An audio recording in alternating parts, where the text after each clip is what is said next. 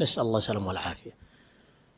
Kemudian kata Allah, membantah orang-orang yang mengklaim bahwasanya Allah mengangkat Nabi Isa ini sebagai anak. Ma kana lirrahmani ayyattakhidha wa ma yanbaghi lirrahmani ayyattakhidha walada. Ketika seorang sudah berkeluarga, kemudian rumah tangga ini belum dianugerahi anak, maka sebesar apapun rumahnya, seramai apapun lingkungan pergaulannya, maka akan muncul rasa kesepian dari anak. Sebagaimana yang diceritakan oleh Zakaria yang sudah kita sebutkan pada kisahnya.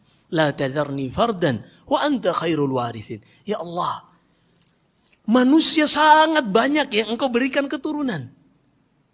Maka janganlah engkau membiarkan aku hidup sendirian tanpa keturunan. Artinya manusia miliaran engkau berikan anak. Di antara mereka ada yang mukmin, ada yang kafir. Dengan kekuatan, kemahakuasaanmu ini ya Allah, satu saja buat aku. Sampai Allah menganugerahkan bagi Zakaria Yahya yang sangat luar biasa yang sudah kita ceritakan. Adapun Allah, hidupnya maha sempurna. Manusia ketika tidak tidur, maka mereka dikatakan sakit dengan mengidap penyakit insomnia. Penyakit gak bisa tidur. Kenapa mereka harus tidur? Karena hidup mereka ini ketika bekerja menguras energi. Ketika energi ini terkuras, mereka butuh makan dan butuh istirahat. Ini hidup manusia yang sempurna. Pada hakikatnya kurang. Adapun hidup Allah dan kekuatan Allah, Allah subhanahu wa ta'ala menciptakan langit dan bumi, kita semua diciptakan, dan segala apa yang ada pada alam semesta ini tidak sedikit pun mengurangi dari kekuatan Allah subhanahu wa ta'ala. Allah berfirman di akhir surat Qaf, وَلَقَدْ خَلَقْنَا السَّمَاوَاتِ وَالْأَرْضَ وَمَا بَيْنَهُمَا فِي سِتَّةِ أَيَّامٍ وَمَا مَسَّنَا مِنْ لُغُوبٍ. Allahu Akbar. Sungguh kami telah ciptakan langit dan bumi dalam 6 hari, dan beserta apa yang ada di antara keduanya, langit dan bumi ini, dan kami sama sekali tidak tersentuh oleh yang namanya rasa capek. Sehingga Allah tidak butuh makan. Allah subhanahu wa ta'ala tidak butuh tidur. Allahu la ilaha illa huwal hayyul qayyum. La ta'khudhuhu sinatun wala naum. Allah tidak mengantuk dan tidak pula butuh tidur. Kenapa? Yang butuh tidur itu adalah yang kehilangan energi ketika bekerja. Yang butuh makan adalah ketika mereka merasakan lapar. Butuh suplai nutrisi ke dalam tubuh mereka. Kenapa? Karena ketika bekerja terjadi reaksi kimia dan biologis di dalam tubuh mereka hingga menghabiskan energi. Mereka butuh untuk tambahan energi ini. Mengembalikan energi. Waja'alna al-laila libasan. Waja'alna an-nahara ma'asha. Adapun Allah, hidupnya maha sempurna. Kekuatannya maha sempurna. Dan ia maha mampu atas segala sesuatu. Sehingga ketika seorang mengatakan bahwasanya Allah membutuhkan anak, sungguh dia telah menuduh Allah butuh kepada makhluknya. Makanya ketika Allah membantah orang-orang Nasara, pada firman-Nya, Qul huwallahu ahad, Allahu samad. Katakanlah dialah Allah yang Maha Esa, Maha Satu. Allahu samad ay yasmudu ilaihi kullu syai'. Allah tempat kembali dan bergantungnya segala sesuatu. Semuanya butuh Allah. Adapun Allah tidak butuh kepada makhluknya. Dalam surat Fatir Allah berfirman, Ya ayuhan nas, antumul fuqara'u ilallah, wallahu huwal ghaniyul hamid. Wahai sekalian manusia, kalian tuh yang butuh sama Allah. Adapun Allah gak butuh sama kalian. Kok bisa-bisanya Allah butuh sama kalian? Kalian dulu gak ada. Kok bisa-bisanya Allah butuh dengan Nabi Isa? Sebelum Nabi Isa ada kemana? Nah coba gunakan akal kalian, kata Allah, wahai orang-orang Nasara yang mengangkat Isa sebagai anak Allah. Kalian tidaklah mengatakan Allah mengangkat Nabi Isa sebagai anak, kecuali kalian telah menuduh hidup Allah memiliki kekurangan. Maha suci Allah dari apa yang mereka tuduhkan. Karena yang membutuhkan anak ini manusia yang butuh, makhluk yang butuh melengkapi hidup. Adapun Allah, hidupnya maha sempurna. Kita lanjut. Ma kana lillahi ayyattakhidha min walad. Subhana. Maha suci Allah dari apa yang mereka ucapkan. Tahu enggak sih kalian, kok bisa-bisanya Allah butuh anak? Padahal idza qadha amran fa innama yaqulu lahu kun fayakun. Kalau Allah menginginkan sesuatu, Allah hanya akan mengatakan kun, maka semuanya terjadi. Kok bisa-bisanya Allah jadi bergantung kepada Nabi Isa? Makanya di dalam riwayat Imam Ahmad, pada peristiwa ketika awal-awal hijrah di tahun 5 kenabian, ketika itu Rasulullah musyawarah dengan sebagian sahabat yang tertindas di Mekah. Rasulullah mengisyaratkan untuk mereka hijrah ke Habasyah, Ethiopia. Karena di sana ada seorang raja yang bernama Ashama dengan julukan Najasyi, Raja Ethiopia. Raja yang sangat adil, tidak pernah menzalimi orang. Ringkas cerita, ketika para sahabat yang pertama Uthman bin Affan dengan istrinya Ruqayyah binti Rasulullah SAW dan juga sahabat-sahabat yang lain pergi. Lalu rombongan kedua ada Ja'far bin Abi Talib. Hingga akhirnya orang-orang Quraisy tidak mau tinggal diam. Mereka pun mengutus 2 orang utusan Quraisy untuk meminta Raja Ethiopia mengembalikan orang-orang yang berhijrah ke Habasyah ini. Diutuslah Amr bin al-As sebelum masuk Islam dan Abdullah bin Abi Rabi'ah. Sesampainya di sana terjadi apa yang terjadi, kita ringkas ceritanya, hingga Amr bin al-As mengatakan, karena Najasyi seorang Nasrani, Najasyi Raja Ethiopia seorang Nasrani, Amr bin al-As pun mengatakan, wahai Ashama, sahabatku, karena memang sahabat Amr bin al-As, orang-orang ini, yaitu kaum muslimin yang berhijrah di tempatmu ini, mereka telah mengatakan ucapan yang tidak pantas terhadap Isa bin Maryam, Tuhan kalian. Akhirnya dipanggillah Ja'far sebagai juru bicara kaum muslimin ketika itu, sebagaimana yang diceritakan Ummu Salamah. Ketika datang Ja'far mewakili kaum muslimin, bertanyalah Ashama, wahai Ja'far, apa yang kalian yakini tentang Isa, Jesus?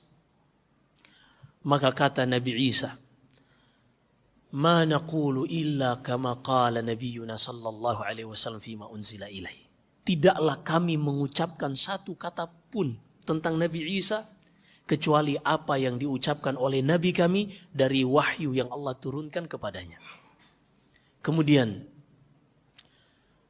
beliau pun mengatakan bahwasanya Nabi Isa ini adalah hamba dan utusan Allah. Hamba yang tidak boleh diserahkan kepadanya ibadah, akan tetapi ia Rasul yang tidak boleh didustakan. Berita yang ia sampaikan wajib untuk dibenarkan, dan apa yang ia perintahkan wajib untuk diikuti, dan apa yang ia larang wajib untuk ditinggalkan. Ketika itu penasehat-penasehat Ashama yang disebut dengan Batariqah, pendeta-pendeta Habasyah ketika itu, mereka pun langsung ribut. Kok bisa-bisanya Nabi Isa disebut hamba, padahal dia itu Tuhan, ya minimal anak Tuhan. Karena khilaf di kalangan orang-orang Nasara. Ketika itu pun Ashama menundukkan kepalanya, lalu mengangkatnya seraya mengatakan, sadaqa wallah, ma Isa ibn Maryam indallah illa kama hadzal ud. Benar apa yang diucapkan Nabi tersebut. Nabi Isa di sisi Allah terhadap semua makhluk-makhluknya di alam semesta ini tidak lebih hanya sebuah tongkat ini. Artinya apa? Salah satu dari ciptaan Allah, tidak ada hubungannya yang mengintervensi keputusan Allah Subhanahu wa taala dalam pengaturan alam semesta ini. Dan ketika Allah Subhanahu wa taala membantah orang-orang yang beribadah kepada selainnya, di surat Fatir kata Allah, di surat Saba kata Allah, qul id'ul ladzina za'amtum min dunillah la yamlikuna mithqala dzarratin fis samawati wala fil ard wa ma lahum fihima min syirk wa ma lahum minhum min zahir. Katakan kepada mereka, wahai Muhammad, silakan datangkan objek-objek yang kalian ibadahi selain Allah, baik itu batu, pohon, patung, nabi, malaikat, wali, orang soleh yang sudah meninggal, silakan panggil semuanya. Tidak ada satupun dari mereka yang bisa menciptakan satu debu. Menciptakan satu debu yang tidak ada nilainya. Coba ciptakan dari tidak ada. Tidak ada satupun yang sanggup dari mereka. Kok bisa-bisanya kalian serahkan ibadah kepada objek-objek tersebut? Tidak ada satupun wa ma lahu minhum min zahir. Dan tidak ada satupun dari objek-objek tersebut yang Allah jadikan sebagai pembantu di dalam mengatur alam semesta ini. Enggak ada. Alam semesta ini semuanya di bawah pengaturan Allah. Ketika ia mengatakan kun, fayakun. Terlalu mudah bagi Allah. Kita harus sadar. Dulu manusia itu enggak ada. Kok bisa-bisanya Allah bergantung kepada Nabi Isa? Allah sebutkan di dalam surat Asy-Syura atau Ghafir, la khalqus samawati wal ard akbaru min khalqin nas walakinna aktsaran nasi la ya'lamun. Penciptaan langit dan bumi itu lebih besar dibanding penciptaan manusia. Kok bisa-bisanya Allah butuh dengan manusia? Sebelum manusia diciptakan, langit dan bumi ini sudah ada. Bumi ini sudah ada penghuninya sebelum manusia diciptakan. Sebelum Nabi Adam diturunkan ke bumi, bumi ini sudah ada makhluk. Kok bisa-bisanya Allah butuh dengan Nabi Isa? Datang wafdu Najran. Wafdu Najran ini datang ke Madinah setelah peristiwa Fathu Makkah. Fathu Makkah terjadi pada tahun 8 Hijriah. Disebutkan dalam Sahih Bukhari. Mereka datang situna rakiban. Berjumlah 60 orang yang dipimpin oleh 14 orang dan dikepalai oleh 3 orang, As-Sayyid, Al-Aqib, dan Abu Haritha ibni Alqamah dari kabilah Bakr ibni Wa'il. Fasyahid, Najran ini adalah orang-orang Nasara. Orang-orang Nasara yang bercampur dari kalangan Arab dengan selain Arab. Ketika sampai ke Masjid Nabawi, pada saat itu salat asar. Maka mereka pun meminta izin untuk memakai Masjid Nabawi salat. Rasulullah pun mengizinkan mereka untuk salat di Masjid Nabawi. Ketika itu, mereka datang ingin mengklarifikasi kepada Nabi Sallallahu Alaihi Wasallam. Karena mereka juga penasaran.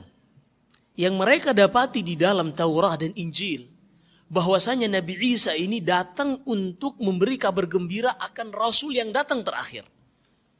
Maka ketika Nabi kita Muhammad sallallahu alaihi wasallam mengaku Nabi, mereka pun penasaran dan ingin mengklarifikasi. Ketika datang, mereka pun bertanya tentang Nabi Isa. Maka mereka pun mengatakan, Nabi sallallahu alaihi wasallam menjawab, Nabi Isa adalah salah satu dari makhluk-makhluk Allah Subhanahu wa taala. Hingga akhirnya mereka bertanya, wahai Muhammad, semua manusia terlahir dari ayah dan ibu.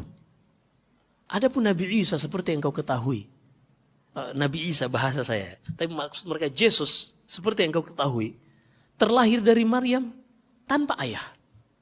Maka pasti ayahnya adalah Allah.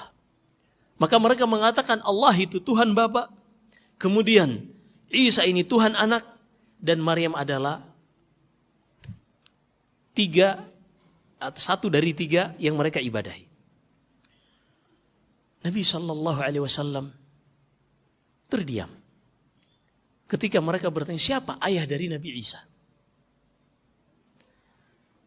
Beliau tidak menjawab hingga turun firman Allah di dalam surat Al-Imran, Inna mathala Isa indallahi kamathali Adam.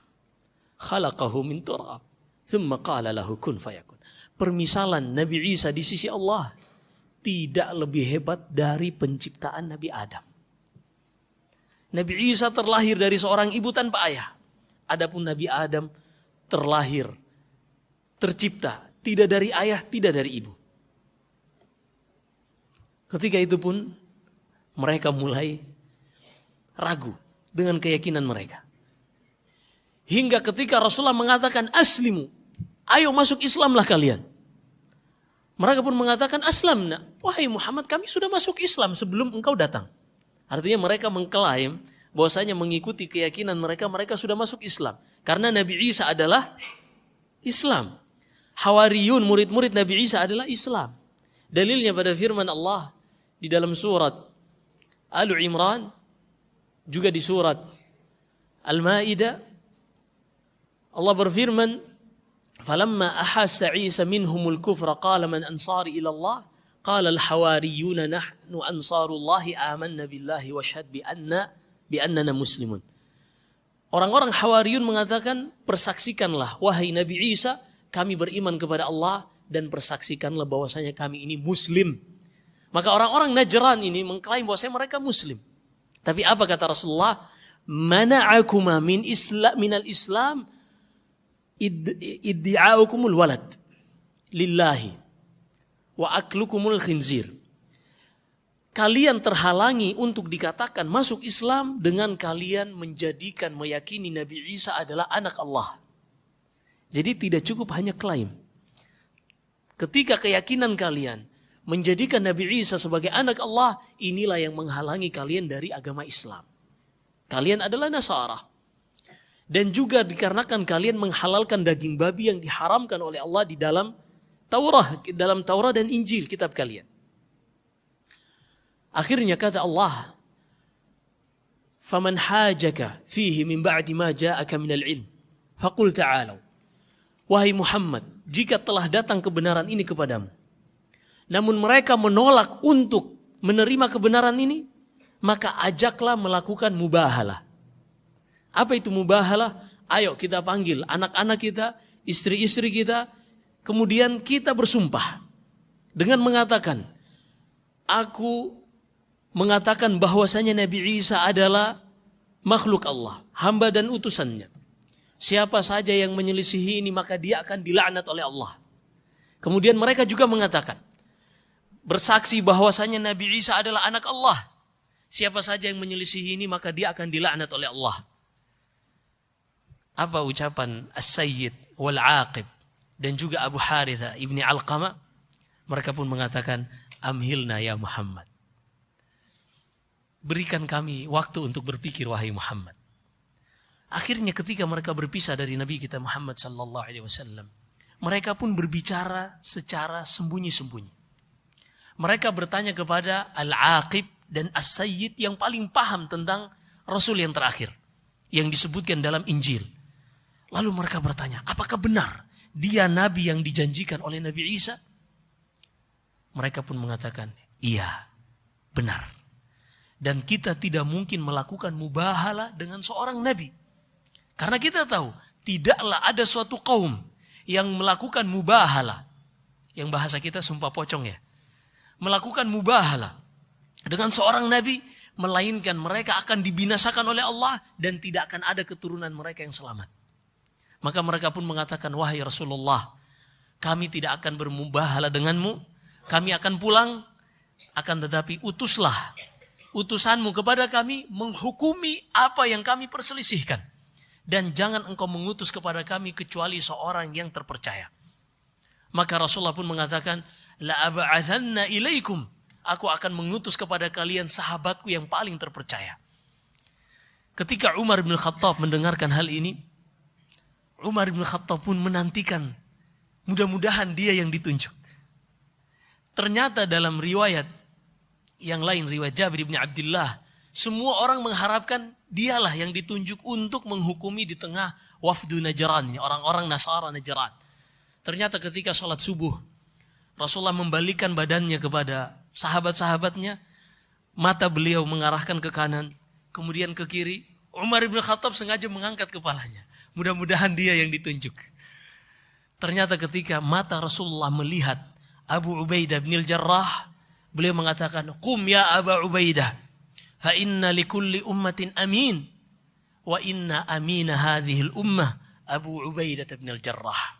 Setiap umat memiliki orang yang terpercaya, dan manusia yang terpercaya pada umat ini adalah Abu Ubaidah ibn Al-Jarrah. Ini disebutkan dalam Sahihul Bukhari. Maka diutuslah Abu Ubaidah bin Al-Jarrah untuk menghukumi orang-orang Nasara Najran. Kita kembali. Maka mereka, kesombongan mereka lah yang menghalangi untuk menerima kenyataan. Karena kalau mereka mau berpikir sejenak tentang mereka mengklaim bahwasanya Nabi Isa dan juga Maryam adalah dua Tuhan dari tiga Tuhan, yang ketiganya adalah Allah yang mereka tuduhkan, Allah bantah mereka di dalam surat Al-Maidah, kana ya'kulani ta'am. Ini luar biasa ucapan Ibnu Katsir ketika menafsirkan ayat ini. Wahai orang-orang Nasara, bagaimana mungkin kalian menjadikan Maryam dan anaknya Isa sebagai Tuhan selain Allah, sementara keduanya dahulu di dunia memakan makanan? Alhamdulillahi Rabbil Alamin.